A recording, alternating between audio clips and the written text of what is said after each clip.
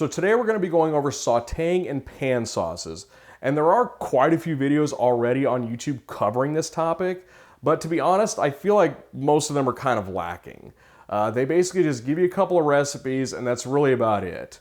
In this video, I want to give you a more well-rounded understanding of the technique as a whole and how to put these things together. We're going to go over some classic methods and some of the more modern methods. You'll be able to see some of the differences between the two, and you'll have more of a broad template or formula to where you can come up with these things yourself. And of course, I'm also including a couple of recipes in this video that demonstrate some of these techniques. I'm gonna make a steak with a creamy mushroom pan sauce, and then I'm gonna make a chicken breast with a rich butter and herb pan sauce, and finally I'm gonna make a pork chop with a dried cherry and port wine pan sauce. And the cool thing is, all three of these are gonna be made in different ways, so you get a lot of different techniques in this video. So let's get to it.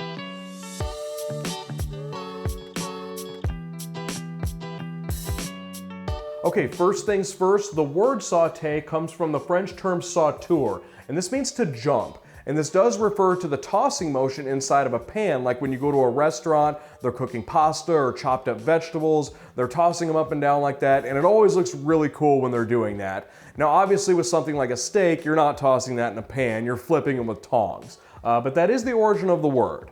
So with sauteing, you want to use medium to high heat and a small amount of fat. The goal is to sear the surface of the food. You want to develop that rich golden brown crust, and this browning reaction, it's referred to as the Maillard reaction, and it's named after the French chemist Louis Camille Maillard, and I'm sure I pronounced that wrong, and I apologize for that. What you're looking for here is for your food to be intensely sizzling. If it's not doing that, let's say it's kind of slowly bubbling on the surface, what you're actually doing there is simmering. So the heat needs to be higher and you need to keep true to the method of sauteing. Okay, on to pan selection. And the biggest thing you want to look for here are shallow sides and preferably a wider base, because those allow for greater surface evaporation. Because remember, sauteing is a dry heat cooking method, so you don't want water to interfere with this in any way. And in the galaxy of sauteing, there are two types of pans. One is called a sauteuse, which has sloped sides, and sauteur pans have straight sides.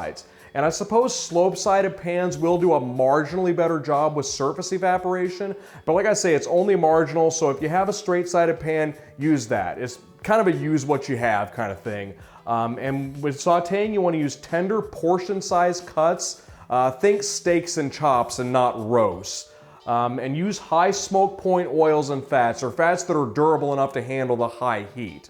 And to take this a step further, what you could also do is match the cooking fat with what you're cooking. So let's say you're sauteing a steak, use beef tallow. If you're cooking chicken, use chicken fat to cook it in. I think doing things like that kind of, it makes foods more true to what they are. So anytime you can do that, I think it's always a good thing.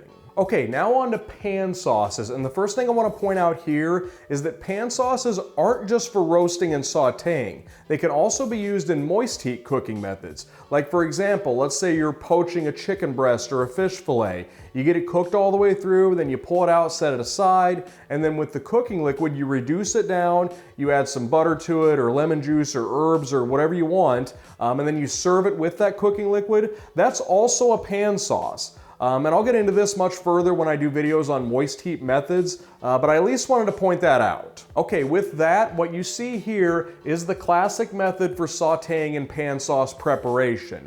And obviously there are complexities to it. It's not exactly like this every time, but for the most part in classical cooking, this is the procedure that's followed.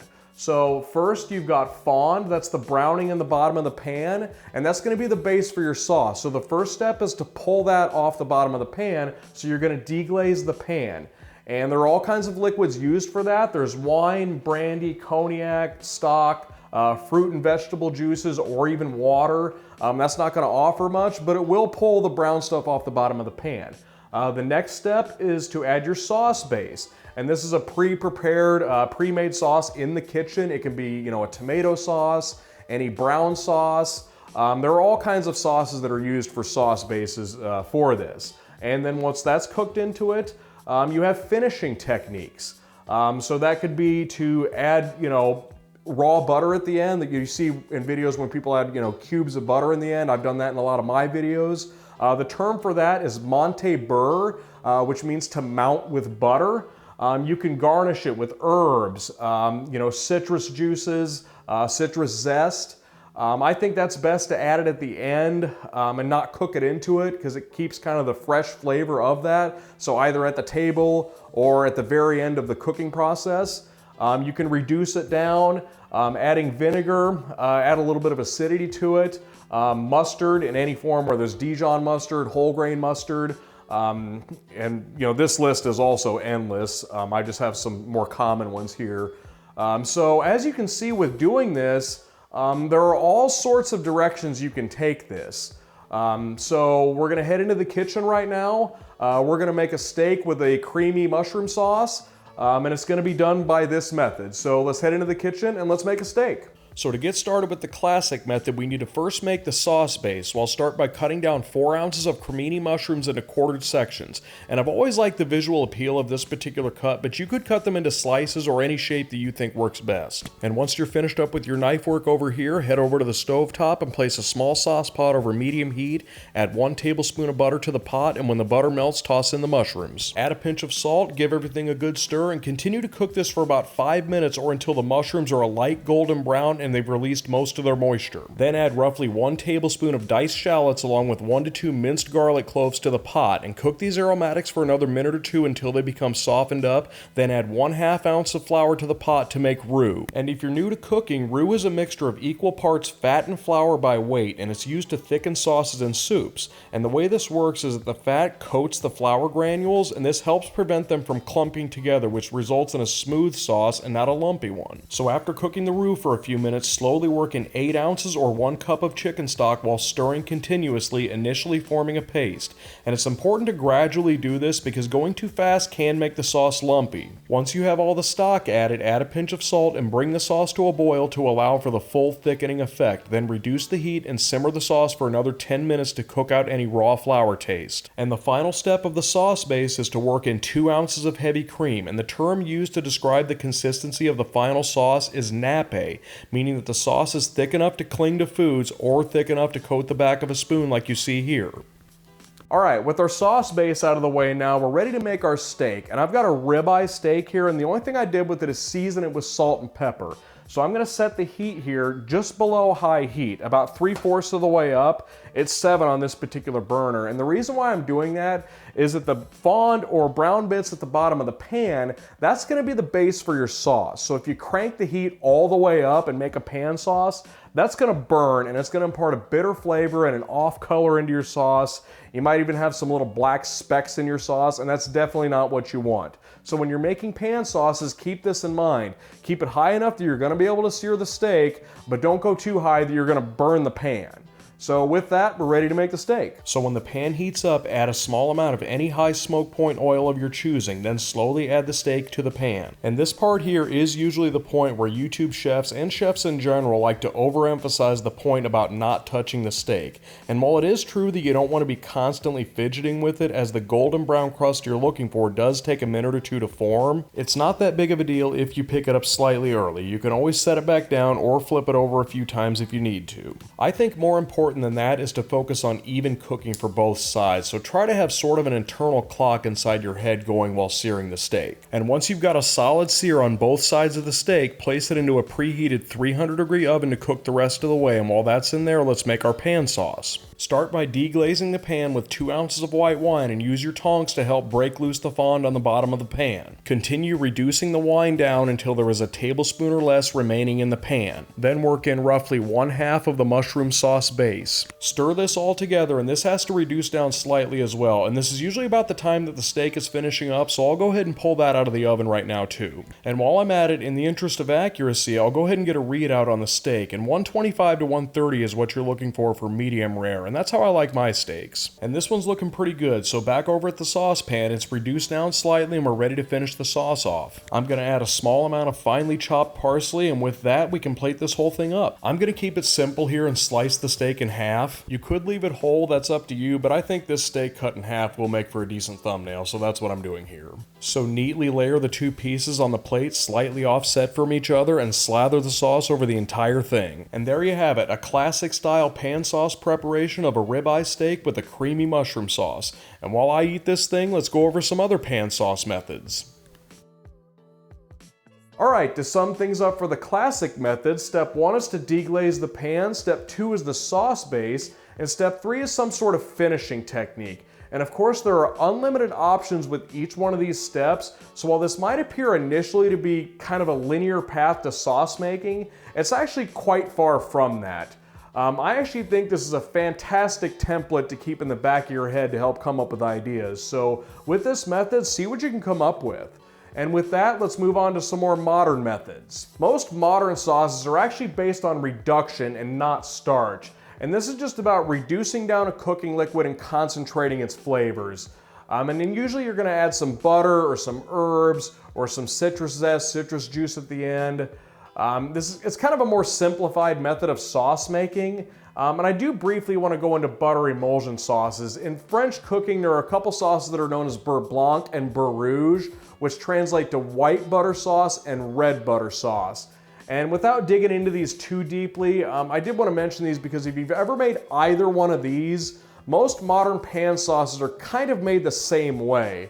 And there are two things you want to look for when making these sauces, or two things that can go wrong. The first thing, you want to make sure that the initial liquid is reduced down far enough prior to adding the butter, because butter already is an emulsion of fat and water, and it can only accept so much new water into the emulsion. So make sure to reduce that down enough.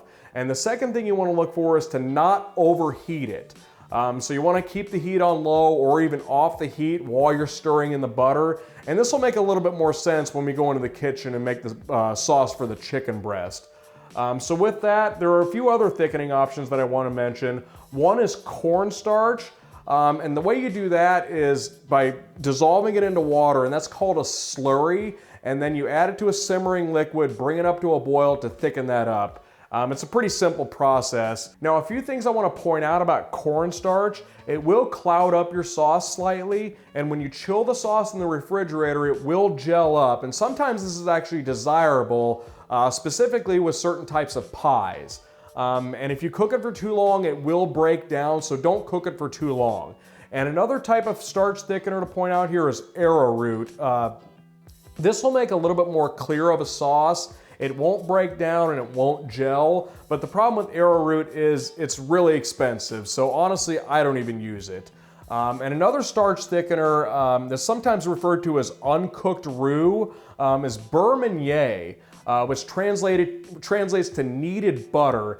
And this is just working butter and flour together until it forms sort of a smooth paste, and then breaking it down into particles and adding it to your sauce and swirling it into the sauce to thicken it up. I don't really use that either, but I did want to at least mention that. So with that, let's head into the kitchen and let's make some more food.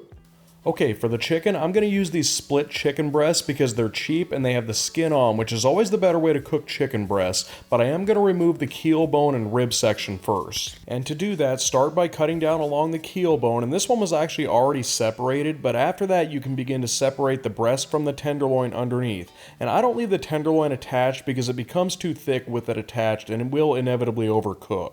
So the trick here is to use a smaller knife, preferably a fillet knife or a paring knife, and carefully work around the outside, separating the bone from the meat. And these things usually have a side of the wishbone still attached, so you might have to cut that out as well. And after you get everything separated, save the scrap piece, don't throw it away. It's good to add to a stock pot later on, so make sure you save that. And one thing that I like to do here is to slightly press down the thicker side of the breast with my hand to even it out a little bit. Ideally, you want the breast between 3/4 of an inch and 1 inch thick. Like I said before, when they're too thick, they overcook very easily, so taking this extra step does make a difference. Alright, the next step is to season it with salt and pepper on both sides, and when doing this, it's important to point out that salt doesn't dig through the skin, so apply less on top than on the bottom. Salt applied to the flesh will actually work its way inside. And once the chicken is seasoned up, we're ready to head over to the stovetop, and same as before, heat between medium and high, small amount of oil, and place the chicken skin side down, and to help the chicken from sticking to the pan and peeling away, I'm going to press it down into the pan, but don't do it the way I'm doing it here. I have a glove on, which does help, but a spatula is a much safer way of doing this. And unlike the steak, you do want the crust to take time to form here and not fidget with it. It can stick to the pan and tear up if you don't do this part right. But the cool thing is that if you do get this part right, you'll have a beautiful golden brown crust like you see here. And repeat the same thing on the other side, except you don't have to press it down on the flesh side, and once both sides are seared off, toss it in the oven to finish up, and let's make our sauce. Start with 1 tablespoon of butter, and to that add a tablespoon of diced shallots along with 1 to 2 minced garlic cloves. Cook them briefly to soften them up, then add 2 ounces each of chicken stock and white wine. Scrape up the fond from the bottom of the pan, and we're going to reduce this down until there's about a tablespoon left. And I'd say we're looking pretty good right here with this, so I'll go ahead and pull the chicken out of the oven, and to finish up the sauce, I'll work in 2 to 3 tablespoons of butter, and I have cut them into 1/2-inch cubes,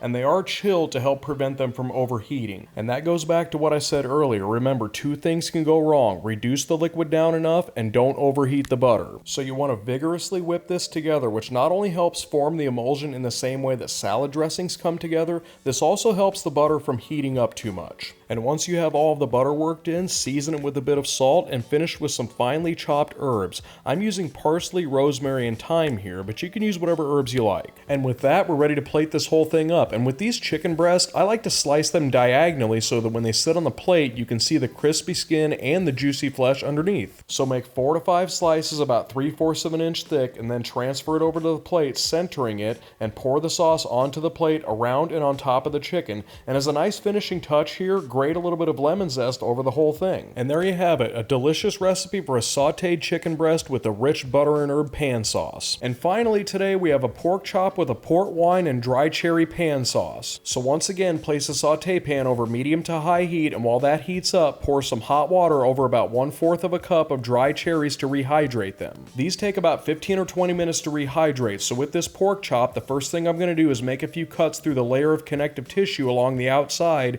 and this will help prevent it from buckling up. So back over at the stovetop, the pan is hot, so I'll add about a tablespoon of oil and place the chop into the pan, and I did season it with salt and pepper off camera. And same thing here, let the crust develop onto both sides while managing the pan itself to make sure that the fond doesn't burn. And sauteed pork chops always look really good when done right. I love the golden brown color that they get. So once you have that on both sides, place the chop into the oven, and for the sauce, start with butter, shallots, and garlic just like we did for the chicken. Briefly sweat those out until they soften up, then work in 2 ounces each of port wine and chicken stock. Add a pinch of salt along with the cherries from earlier, making sure to drain them first. And the chop should be done cooking around this point, so pull it out of the oven. And to thicken this sauce up, I've made a cornstarch slurry, and you want to add that to the simmering sauce and stir it in and heat it up to a boil for the full thickening effect. I actually added a bit too much here, so I'll thin it back out with a small amount of chicken stock. And I'll confess that I just eyeballed this part, but this also shows that things like that can be fixed fairly easily. So when you get the sauce to the correct consistency, finish it off by swirling in 1 tablespoon of butter. And the term for that again is monte beurre, meaning to mount with butter. And this one is going to be the easiest plating of all. Just center it onto the plate and pour the sauce directly on top.